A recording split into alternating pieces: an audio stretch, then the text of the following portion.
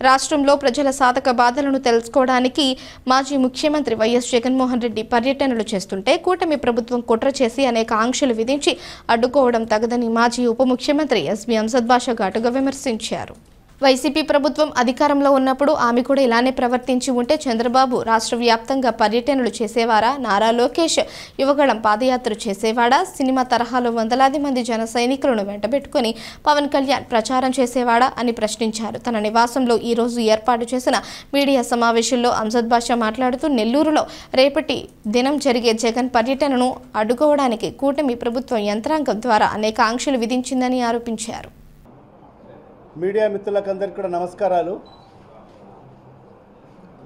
నిన్నటి దినం వైఎస్ఆర్ కాంగ్రెస్ పార్టీకి సంబంధించిన పొలిటికల్ అడ్వైజరీ కమిటీ సమావేశము మన రాష్ట్ర అధ్యక్షులు మన ప్రియతమ నాయకుడు శ్రీ వైఎస్ జగన్మోహన్ రెడ్డి గారి సారథ్యంలో విజయవాడలో నిర్వహించడం జరిగింది.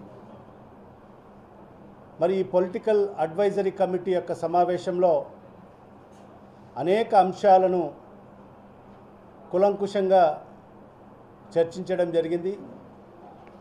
దాంట్లో ప్రధానంగా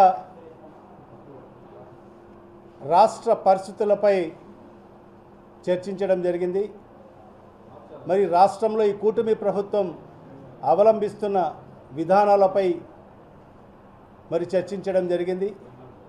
మరి అదే కాకుండా ఈ రాష్ట్రంలో మరి రైతులు పడుతున్న ఇబ్బందులపైన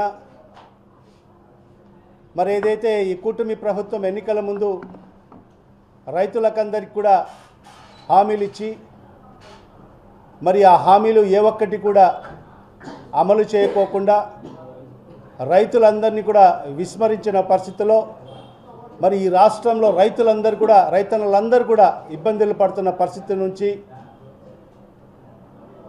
మరి వాళ్లకు పండించిన పంటలకు కూడా గిట్టుబాటు ధర మరి రాష్ట్ర ప్రభుత్వం కల్పించలేదని చెప్పి మరి అనేక అంశాల మీద కూడా మరి నిన్న పిఎస్సిలో చర్చించడం జరిగింది.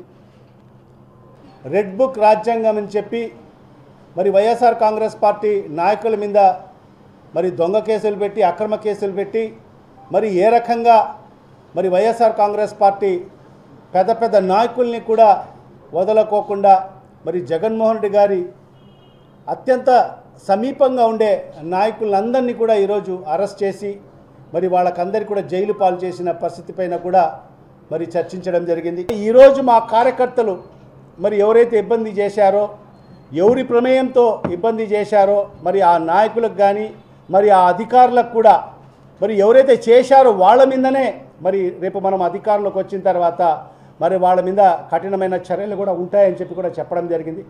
ఈ ప్రజల యొక్క అభిమానాన్ని అడ్డుకోలేరు. ఖచ్చితంగా దానికి 4 ఇంతలు 10 ఇంతలు ప్రజలు వస్తారు అని చెప్పి కూడా ఈ సందర్భంగా తెలియజేసుకుంటున్నా. మరి ఈరోజు మీరు ఒకటే గుర్తించుకోండి, ఈ సంప్రదాయాన్ని మీరు ప్రారంభించారు, భవిష్యత్తులో మీరు ఎక్కడ కూడా అడుగు కూడా పెట్టలేరని చెప్పి కూడా ఈ సందర్భంగా మీకు తెలియజేసుకుంటున్నాను. మరి ఇదే రకంగా రేపు జగన్మోహన్ రెడ్డి గారు ఖచ్చితంగా నెల్లూరు పర్యటనకు వస్తున్నారు.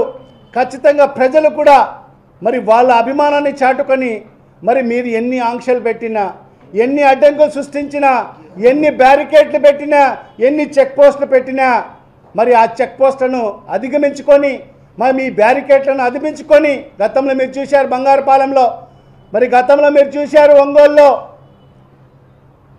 మరి అదేవిధంగా ఎక్కడ జగన్మోహన్ రెడ్డి వచ్చినా కూడా మరి వేలాది మంది ఖచ్చితంగా వచ్చి తీరుతారని చెప్పి కూడా ఈ సందర్భంగా మరి తెలియజేసుకుంటున్నాను. మీరు ఖచ్చితంగా మరి ఇలాంటి ఆంక్షలు మరి ఖచ్చితంగా మీరు విరమించుకోండి అని చెప్పి కూడా మరి ఈ రాష్ట్ర పెద్దలకు హితవు పలుకుతున్నాను.